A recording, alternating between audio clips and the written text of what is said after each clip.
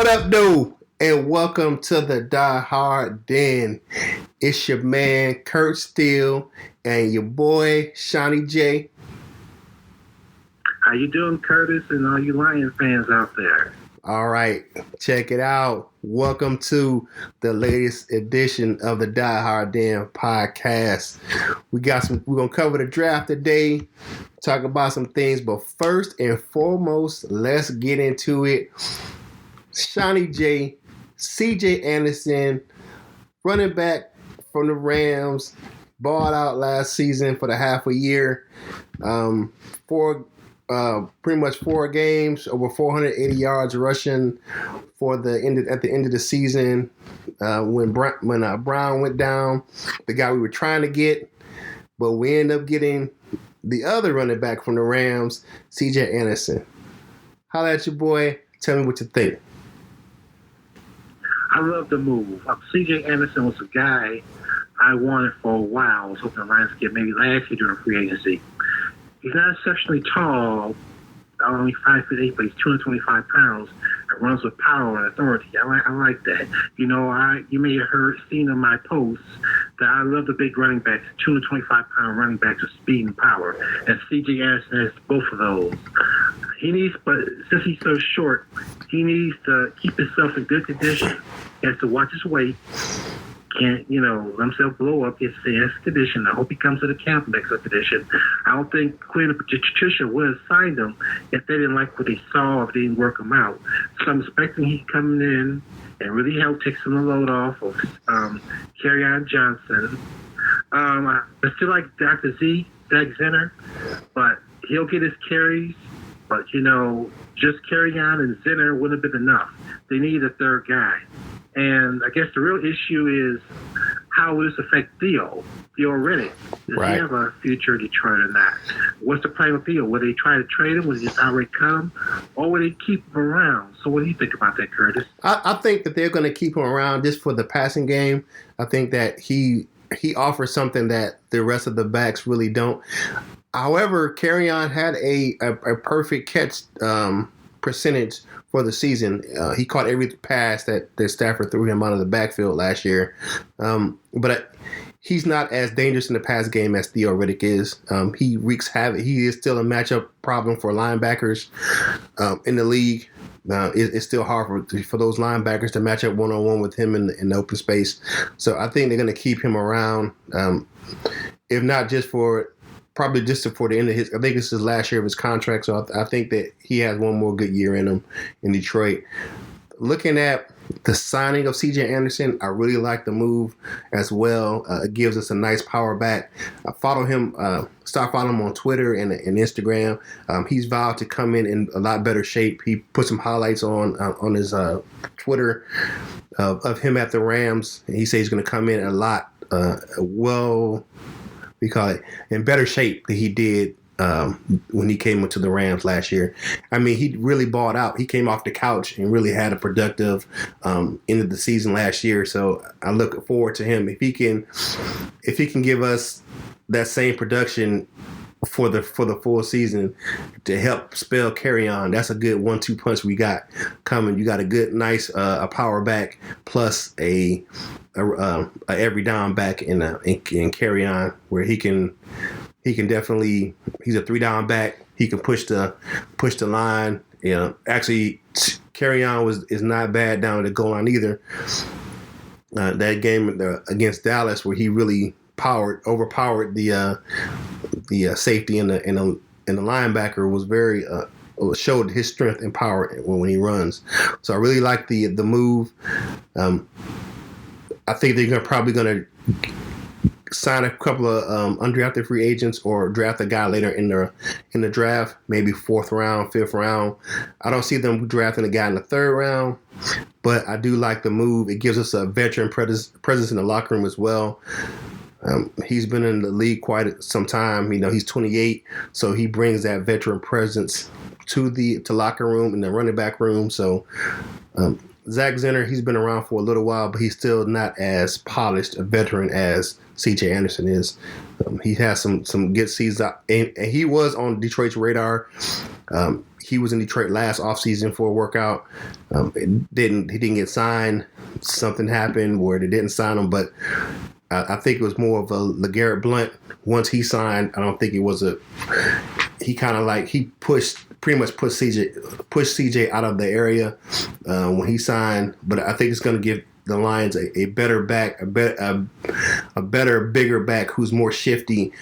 His size, he can kind of duck through some of those holes as far as his height is concerned, but he can make holes as well with his girth. You know, he's a bigger wider back than Kerryon, so that's definitely going to make for a good 1-2 punch. Now, let's get into it. We were supposed to talk about it last week, but the show ran kind of long.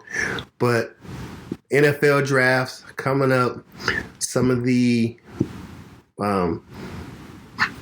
mock drafts we're seeing are all over the place.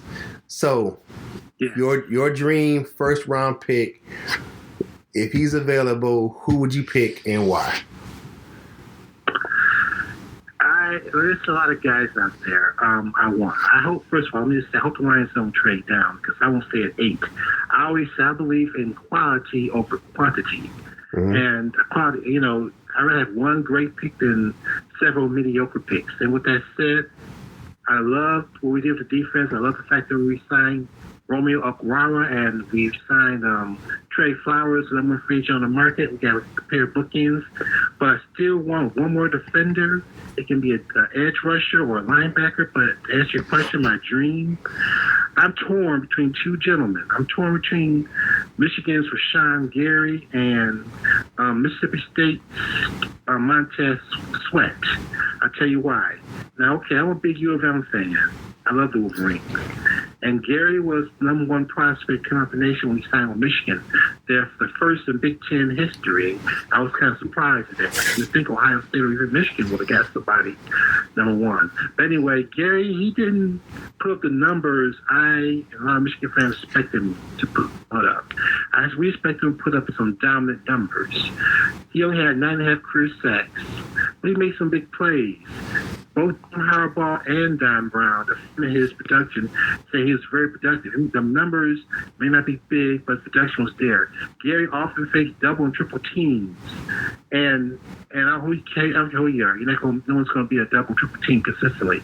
But he blew up plays. He got to make some big plays when necessary. The numbers may not be there, but I think he can be a better pro than collegiate player. Similar to Deshaun Hand, who also was a highly recruited player coming out of high school. He didn't do much at Alabama. The numbers weren't there. He started a few games at Bama, but came to the Lions, and he's one of the Lions' better players. So I like Gary. I think Gary, he can be a similar player, has similar impact as Deshaun Hand.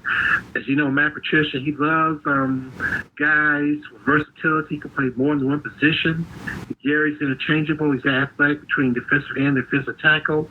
That's why I would love to have Gary. Even though the numbers may not say he wasn't that dominant, he's still a very elite athlete, and I think he can be a better pro than college player. And as for Sweat, ironically, he's a former Michigan State Spartan. He transferred because he didn't get much time. I understand he has some issues up there with D'Antonio. He went down to Mississippi State, and his career really took off. He's a pure pass rusher. I love that pass rusher, defensive end. There's a slight concern I read that he may have a pre-existing heart condition.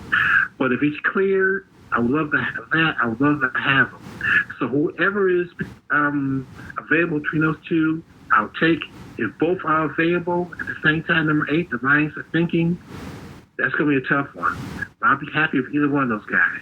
Okay. All right. So looking at the draft board, looking at some of the mock drafts, I would say definitely Montez Sweat is one of the guys. Even Cleveland Farrell out of Clemson. That Clemson defensive line wreaked havoc on Alabama and their elite offensive line. Another guy. This is my guy, who I want. The two guys that I'm really looking at as the two Devons. You got Devin Bush out of Michigan, the linebacker, and Devin White, the linebacker out of LSU. I think the ship has sailed on Josh Allen. I don't think he's going to be available at 8. I don't see the Lions trading up to get him. I don't think that plays into Bob Quinn's playbook, or either Matt Patricia's as well, to kind of trade up in the draft to get a player like that. They're usually the guys that they have a backup plan, A or B. So I think they're either going to pick up Montez Sweat, or if available, I think Devin White is a viable option. I think teamed with Jared Davis, there are two very athletic side-to-side linebackers, and White is a little more adept at coverage than Jared Davis, which hasn't been a problem at the Lions as far as having linebackers who can cover those tight ends and running backs out of the backfield. That was a big play in Dallas where Jared Davis couldn't cover in that final drive. He couldn't cover, and the Cowboys just really just torched us with their running back out of the backfield. I don't like to talk about the Cowboys, and definitely their running back because he played at Ohio State, so I'm not going to mention him by name. So we're going to keep him at that. But I know his name, so I'm not forgetting it. But I don't like to mention that guy just because of the fact that he's got 2 strikes with me, Ohio State and Dallas. So, but he caused problems when he came out of the backfield. Jared Davis just couldn't cover him, and you put White in that situation. I think he's a better coverage linebacker than Davis. Davis is a sideline to sideline with speed, and he can tackle, but that coverage skills still elude him, where Devin White is more of a natural coverage linebacker. So I would like to see him paired with Davis in that 3-4, where those guys can definitely wreak havoc sideline to sideline and cover downfield. I think that is a way to go. Looking at some of the later rounds, what are positions you think that Lions will go as far as needs of the team? On day 2 in rounds 2 or 3, I definitely, hopefully round 2, want them to get a offensive guard to fill in for TJ Lang. We discussed this last week. Yes, I know they signed Boucher from the Cardinals, and they still have Kenny Wiggins on the contract, and they still have Joe Dahl on the team as well. However, those guys don't instill the most confidence in me. I'm sure they're fine players, but I want an awesome player. I want a big, young stud guard. I wouldn't mind taking one in the first round they did to death. They built up offensive line. But a lot of people kept whining, there's no offensive lineman good enough to be taken, where's he be taken with the 8th pick in the draft and all that. So at least give me one in the second round. Mm-hmm. A name I hear a lot associated Lions, or a couple. One is Cody Ford out of Oklahoma. He's a big guy. Mm-hmm. He's a run mauler. He's a pretty good pass blocker.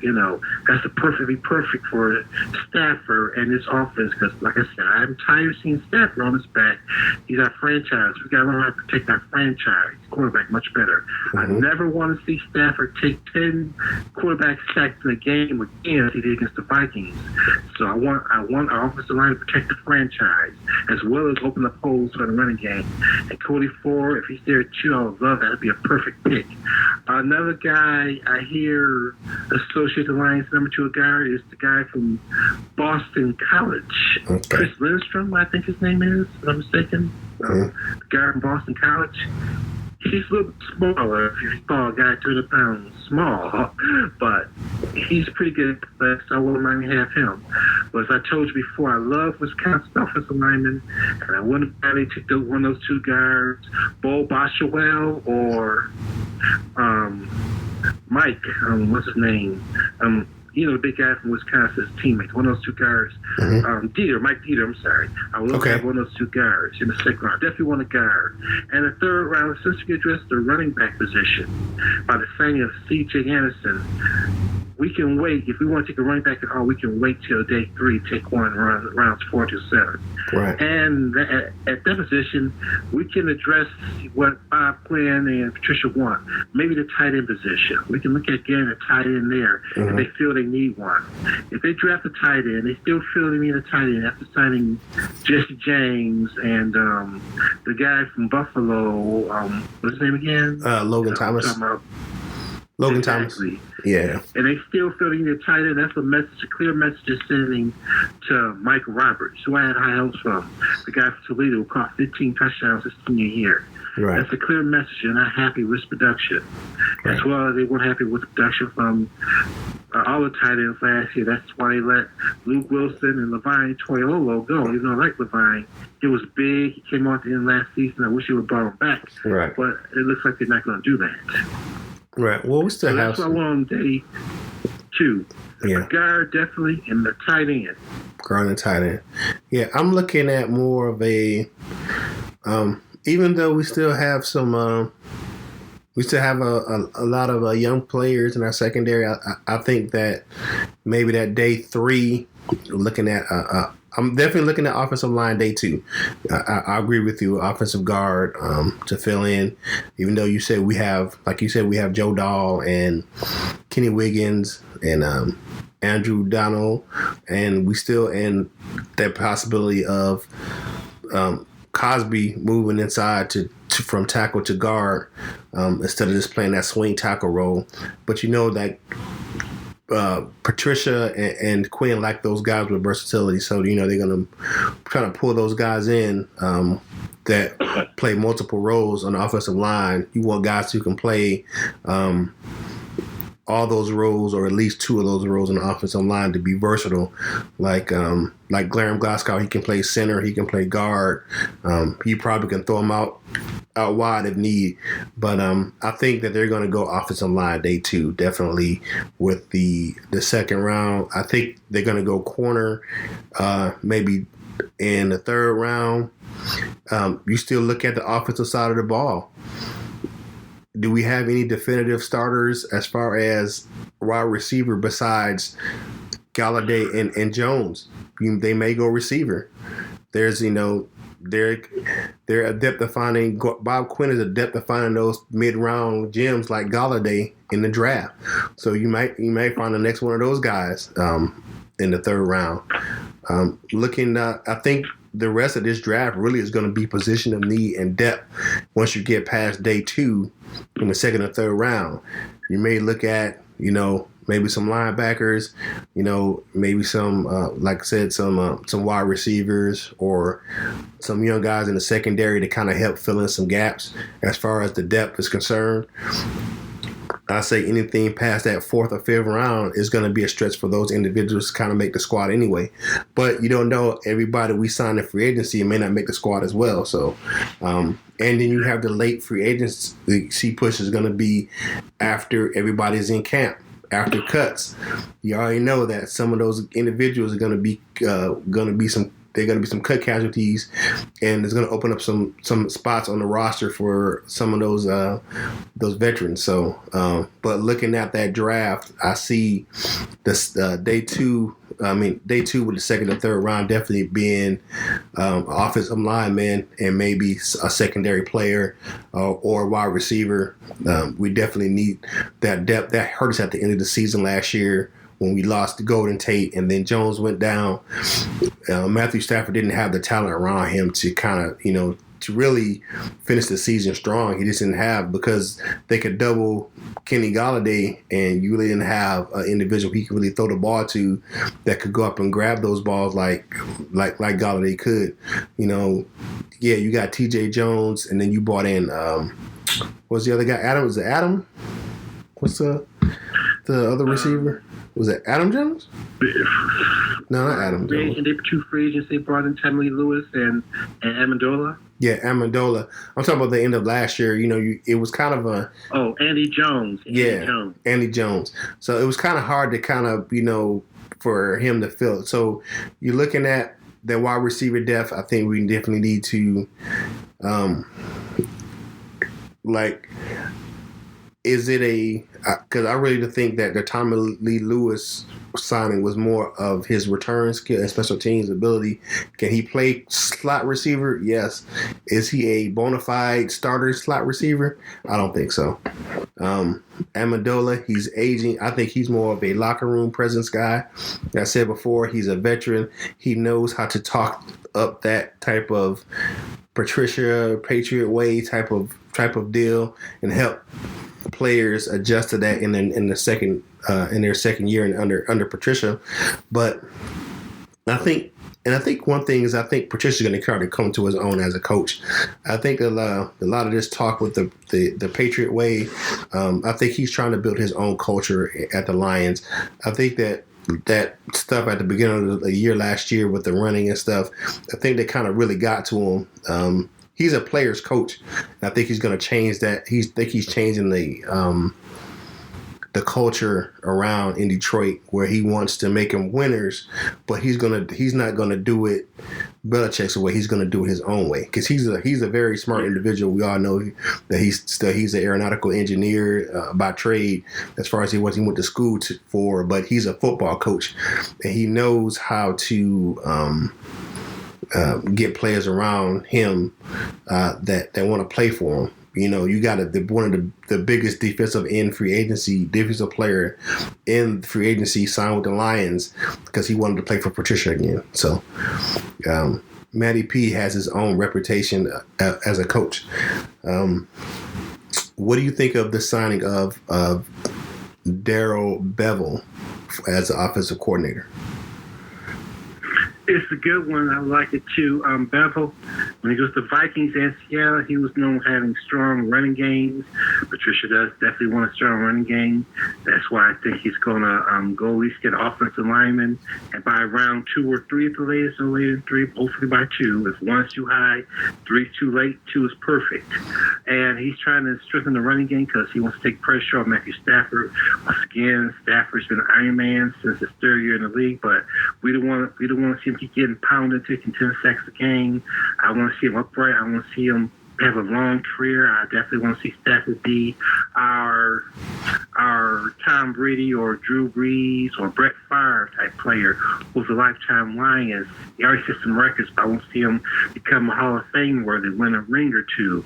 That's why I want to see Stafford. I really like Stafford. I know a lot of people wanted to just get rid of Stafford. Let's trade Stafford. We have one after with Stafford, but if we got rid of Stafford, we're going to be in big trouble because it's going to be our quarterback. And Darrell Bevell, he's a definite improvement. I like, I love a power running game. His offense is quarterback friendly. It protects the quarterback. They don't get pounded as much. With Stafford, which is a big relief to Stafford because he's taken a lot of pounding, a lot of hits in his career with the Lions, and I want to see those hits vastly reduced. And I love having a power running game. We haven't had a real running game. I mean, a real awesome running game, of course, in over 20 years since Barry retired. Right. And I'm looking for, Kerryon Johnson. And that's why I was happy with the CJ sign. He's the power back. Take some pressure off Kerryon because one concern I had about Kerryon coming out of college was durability concerns. And he did miss 6 games last year with this. Maybe he could have came back after 2 or 3, but they have him out because he lost the playoffs anyway. Yeah. I still had durability concerns about Kerryon. And that's why I'm glad, 2 or 3 4 backs on the roster might be good. Period. 4 backs because injury. You don't want to be scrambling on the waiver wire trying to find a replacement. So I think we'll, be set at running back. The offensive line. I want the Lions to have the best offensive line. It's like the Cowboys or the Eagles or the Patriots or one of those teams have. That's what I want to hear people talk about when they talk about offensive line. And I think Bevell will get the most out of his talent. It's not a complete rebuild. There's some talent here. So it's not like Bevell's going to an expansion team with very little talent to work with. We have some talent here in Detroit, despite what some people think. So I'm looking forward to this season. Right. All right. Yeah, I have to agree. I like the signing of Bevell. Looking at his career, he definitely likes the run game, and I appreciate that. And he, like you say, he likes to protect the quarterback. You look at Russell Wilson's career numbers.